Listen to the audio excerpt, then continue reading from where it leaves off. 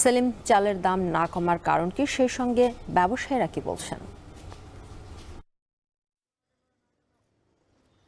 হ্যাঁ শম্পা, বৈশাখের শুরু থেকেই বোরো মৌসুমের ধান কাটামারাই শুরু হয়েছে। আজকে বৈশাখের শেষ দিন, অর্থাৎ এই সারা মাস জুড়েই কিন্তু কৃষকের যে ব্যস্ততা, এই বোরো মৌসুমের ধান কাটামারাইয়ের সেই ব্যস্ততা চলছে। আর এরই মধ্যে বাজারে নতুন ধান এবং চাল আসতে শুরু করেছে। আর বাজারে দুই ধরনের চালই রয়েছে এখন, পুরাতন এবং নতুন চাল দুই ধরনের চালই রয়েছে। তবে পুরাতন চালের কিছুটা চাহিদা বেশি রয়েছে। খুব স্বাভাবিকভাবেই পুরাতন চালের ভাতের স্বাদের কারণে কিছুটা চাহিদা বেশি থাকে। এখন যে নতুন এবং পুরাতন চালের দামে কিছুটা কম বাড়া রয়েছে। নতুন চালের চেয়ে কিছুটা বেশি দামে বিক্রি হচ্ছে পুরাতন চাল, কেজি প্রতি প্রায় 5 থেকে 6 টাকা বেশি দামে বিক্রি হচ্ছে। নতুন 28 যেটি সেটি বিক্রি হচ্ছে 58 টাকা প্রতি কেজি এবং পুরাতনটি 64 টাকা বিক্রি হচ্ছে, অর্থাৎ কেজি প্রতি 6 টাকা বেশি দামে বিক্রি হচ্ছে পুরাতন চাল। কাটারি চাল যেটি সেটি নতুন কাটারি 66 টাকা বিক্রি হচ্ছে, পুরাতন কাটারি 72 টাকা বিক্রি হচ্ছে এবং 49 এবং মিনিকেট যে নতুন চাল সেটি এখনো বাজারে আসেনি। আর পুরাতন যে চাল রয়েছে 49 সেটি 60 টাকায় বিক্রি হচ্ছে।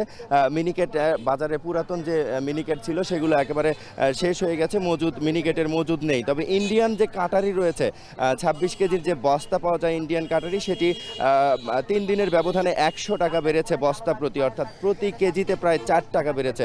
3 দিন আগে ব্যবসায়ীরা ইন্ডিয়ান যে কাটারি রয়েছে সেটি 1720 টাকায় কিনেছেন এবং আজকের বাজারে সেটি 1820 টাকায় কিনেছেন। আর এর মধ্যে সরকারও ধান চাল সংগ্রহ শুরু করেছে। ধান কিনছেন সরকার, কিনছেন 36 টাকা এবং চাল কিনছেন 49 টাকায়। গেল 24 এপ্রিল এই উদ্বোধন হয়েছে এই কার্যক্রমের। আর এতে আসলে সরকার যে ধান চাল কিনছে সেখানে চালের দাম দেওয়া হয়েছে 49 টাকা। আর এখন বাজারে যেটি সবচেয়ে কম দামে বিক্রি হচ্ছে সেই চালের দাম 60 টাকা, অর্থাৎ বাজারের চেয়ে 10 টাকা কম দাম নির্ধারণ করেছে সরকারিভাবে যে ধান চাল সংগ্রহ করা হচ্ছে সেই কার্যক্রমে।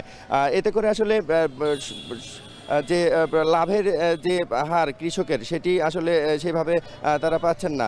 উৎপাদন খরচের সাথে তুলনা করে আসলে ন্যায্য দাম, কৃষকের ন্যায্য দাম নির্ধারণের দাবি কৃষকের। আর সেই সাথে অবৈধ যারা মজুতদার রয়েছেন তাদেরকে শুরু থেকেই নিয়ন্ত্রণ করতে হবে, তারা যেন মিলাররা যেন মজুত করতে না পারে সে বিষয়ে বলছেন ক্রেতারা। এবং তাদেরকে নিয়ন্ত্রণ করতে পারলে বাজারে কৃত্রিম সংকট তৈরি হবে না এবং চালের দাম স্থির থাকবে। এই ছিল আমার কাছে বগুড়ার গোদারপাড়া থেকে সব শেষ। চালের বাজারের খবর জানাচ্ছিলেন সহকর্মী রাজীব সেলিম।